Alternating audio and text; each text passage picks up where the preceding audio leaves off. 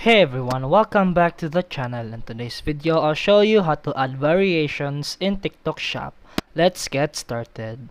First, head over to your TikTok Shop Seller Center. From your dashboard, click on Products in the main menu. Then find the product you want to add variations to and click the Edit button next to it. Scroll down until you see the option that says Multiple Variations. Toggle it on or click Enable. Then click Add to create variations. You can create variant by color, size, material, and etc.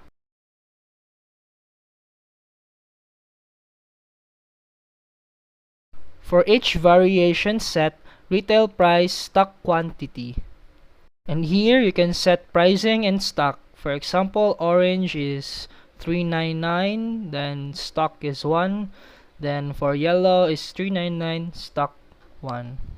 Then once done, click submit, then click update at the bottom of the page.